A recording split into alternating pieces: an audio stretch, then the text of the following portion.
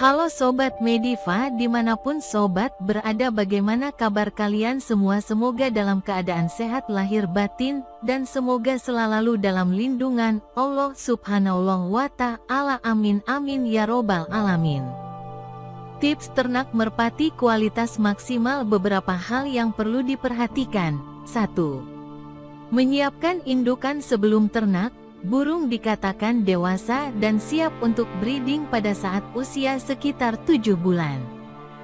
Jumlah larpiik tidak biasanya dijadikan patokan tingkat kedewasaan burung, namun ada juga yang berpendapat sebaiknya indukan untuk breeding bulu piik sudah rampas semua.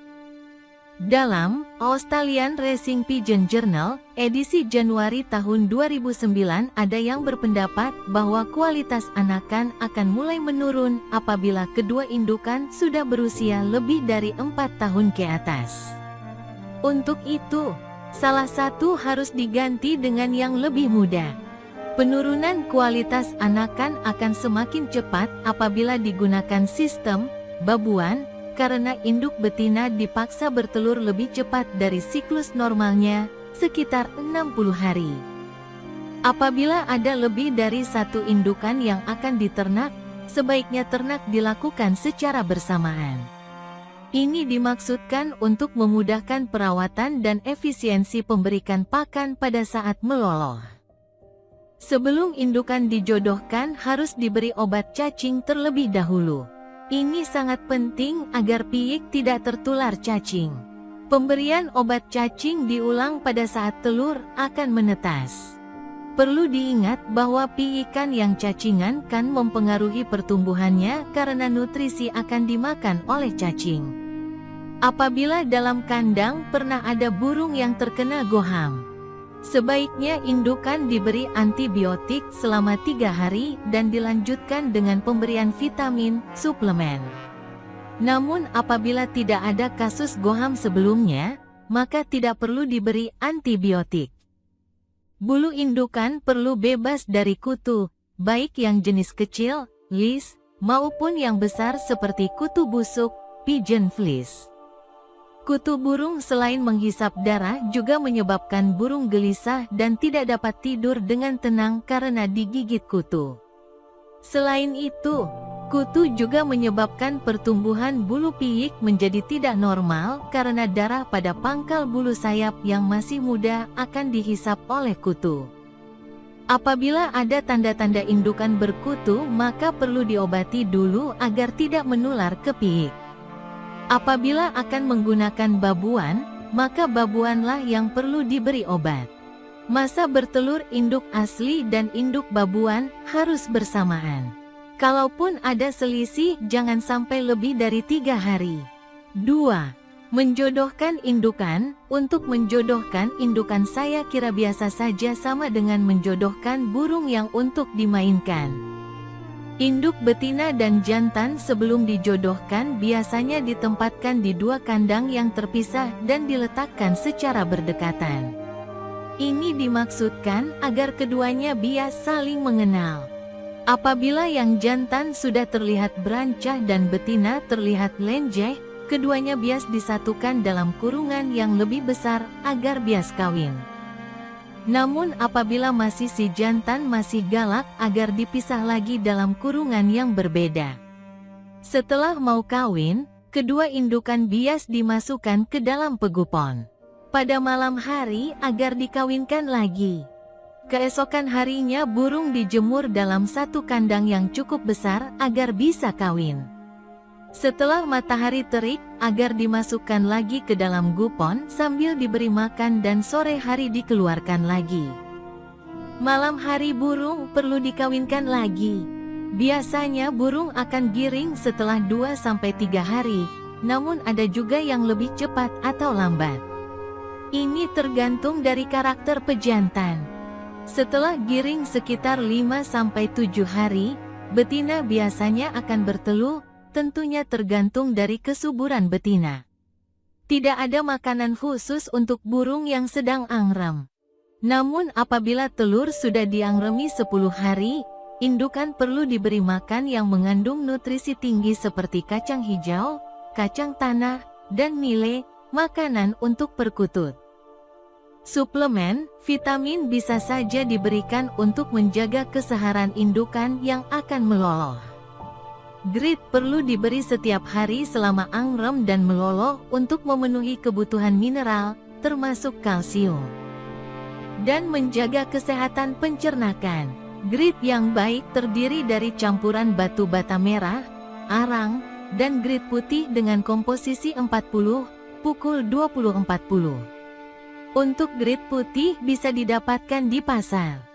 Tetapi kalau tidak ada bisa buat sendiri dari campuran kulit telur dan kulit sotong, asinan untuk perkutut. Batu bata dan arang ditumbuk sehingga mudah dimakan. Kegunaan arang adalah untuk menyerap zat beracun, toksik, seperti pestisida yang mungkin terbawa oleh pakan. Setiap seminggu sekali air minum dicampur dengan cuka apel. Namun kalau sulit mendapatkan cuka apel bisa digunakan cuka makan biasa, jangan cuka biang.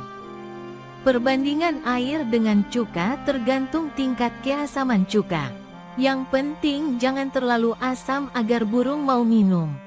Tujuan pemberian cuka apel adalah untuk mencegah berkembang biaknya bakteri tertentu seperti E. coli dan Salmonella yang tidak berkembang pada lingkungan yang asam. Yang perlu dijaga selama indukan mengerama adalah jangan sampai mengalami stres, misalnya berantem dengan burung lain yang masuk gupon dan makan yang tidak cukup. Air minum jangan diletakkan di dalam gupon untuk menghindari air tumpah. 3. Menyiapkan gupon dan sarang. Yang terpenting diperhatikan adalah jangan sampai gupon dan sarang menjadi lembab karena lingkungan yang lembab menjadi tempat berkembang biak bakteri. Untuk itu gupon harus memiliki sirkulasi udara yang cukup. Terlebih lagi mengingat iklim di Indonesia mempunyai tingkat kelembaban yang sangat tinggi, lebih dari 80%. Sarang burung harus ditempatkan pada suatu wadah tertentu agar telur tidak ngelundung dan dapat dirami dengan sempurna. Tempat sarang bisa terbuat dari gerabah, semacam mangkok dengan garis tengah sekitar 15 cm, atau dibuat kotakan dari kaju. Bahan sarang yang paling baik adalah dari batang tembakau karena bakteri tidak berkembang biak di media batang tembakau. Cara membuatnya: batang tembau yang masih basah dipotong sepanjang 20 cm lalu digepreng sehingga bias disuwir kecil-kecil. Setelah disuwir-suwir lalu dijemur sampai kering. Apabila sulit mencari batang tembakau, maka bahan sarang terbaik nomor 2 adalah daun cemara yang sudah kering. Apabila daun cemara juga sulit didapat, maka dapat diganti dengan bahan dari ranting kecil yang sudah kering. Prinsipnya bahan sarang jangan dari bahan yang menyerap air dan mudah lembab. Bahan sarang yang paling jelek adalah jerami dan merang karena menjadi sangat lembab bila terkena basah akibat kotoran burung. Saya perhatikan di lapak-lapak banyak digunakan suwiran besek bambu untuk sarang. Menurut saya ini kurang baik karena agak dingin. Sarang harus dikontrol secara berkala dan apabila sarang sudah menjadi lembab dan banyak kotoran, maka perlu diganti dengan sarang yang baru sambil wadah sarang juga dibersihkan. Selain itu gupon juga harus dikontrol kebersihannya. 4. Pemberian pakan untuk indukan yang meloloh. Masalah ini pernah dibahas oleh Mas Ari di Merpati Forumotion. Saya hanya menambahkan beberapa hal saja. Pada saat piik berusia 1-7 hari, piik hanya mengkonsumsi susu dari indukannya.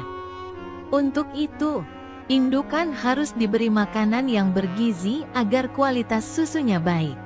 Beberapa biji-bijian yang baik untuk burung selain jagung dan beras merah adalah millet, kacang tanah, kacang hijau, dan kedelai.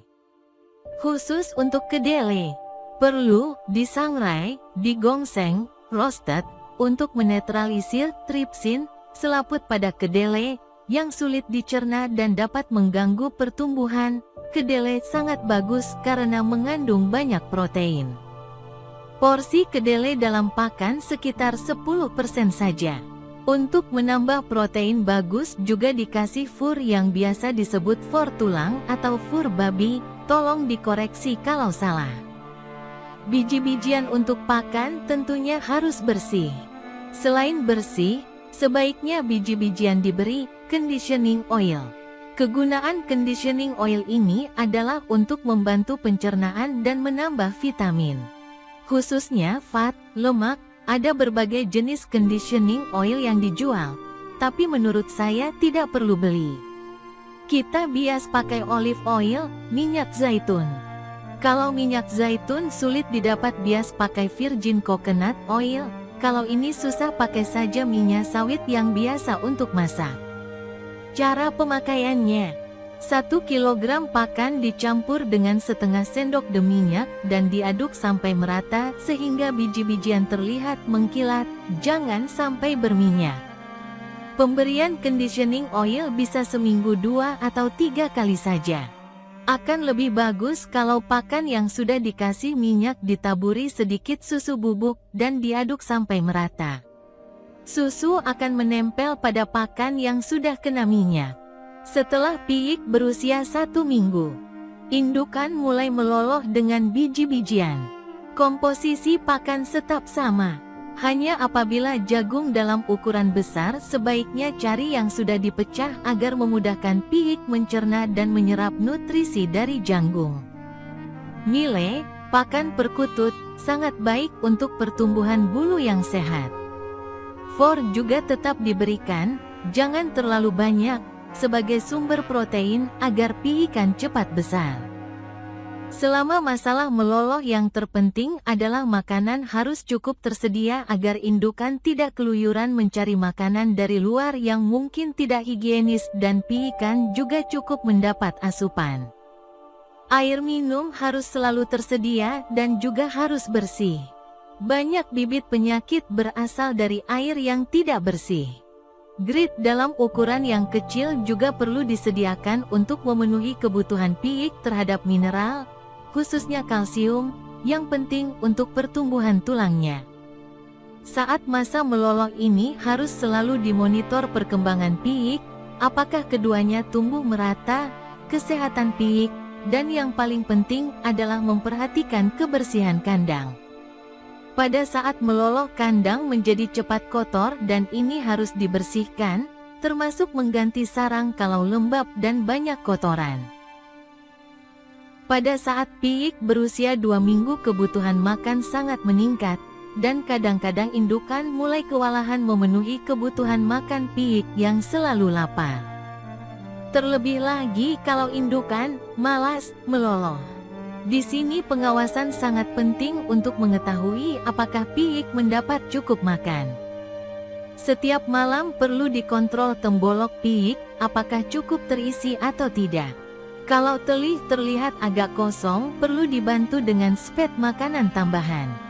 Banyak makanan khusus piik yang dijual seperti buatan Verselelaga. Kalau tidak salah Aristol juga mengeluarkan pakan untuk piik. Sebagai pengganti, ada juga yang menggunakan bubur bayi seperti merek Sun. Menurut saya, untuk makanan tambahan cukup disepet dengan for pakan ayam dicampur dengan sedikit susu bubuk lalu dicairkan supaya bisa disepet.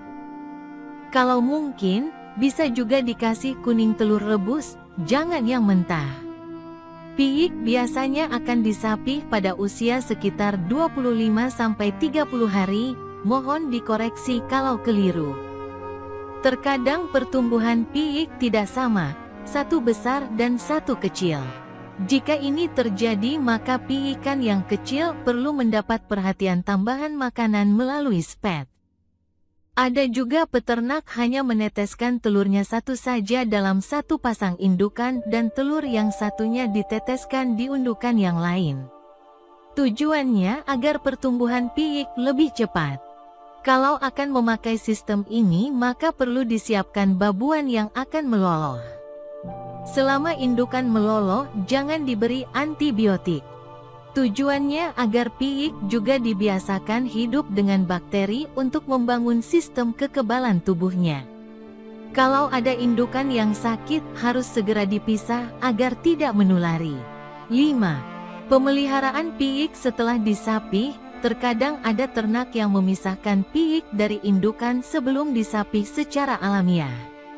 Mungkin salah satu tujuannya agar indukan cepat bertelur lagi. Saya pribadi tidak menganjurkan piik dipisah sebelum waktunya karena piik akan mengalami stres berat.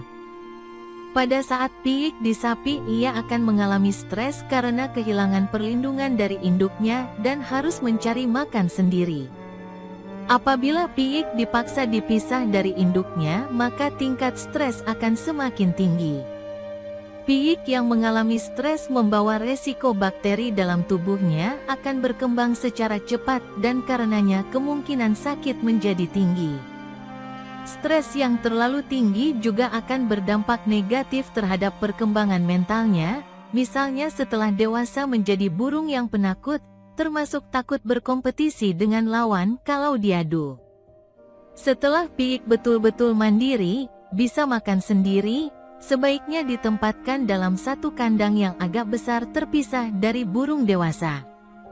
Kalaupun akan dicampur dengan burung dewasa, hanya dengan burung betina saja. Tujuannya agar tidak dikejar-kejar oleh burung dewasa, terutama waktu rebutan makanan. Sekali-sekali piik perlu dipegang dan dimandikan agar tidak liar, giras.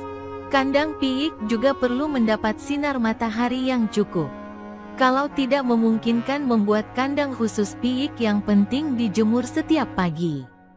Makanan untuk piik yang baru disapih pada prinsipnya sama saja dengan burung dewasa ditambah dengan grit. Seminggu sekali air minum juga dicampur dengan cuka apel atau cuka biasa seperti telah dijelaskan di atas. Suplemen sangat penting untuk piik yang struktur tubuhnya sedang tumbuh menjadi burung dewasa. Ideal merupakan salah satu suplemen yang baik.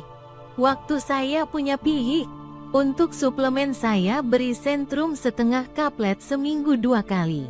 Pengalaman saya, Centrum sangat baik untuk piik.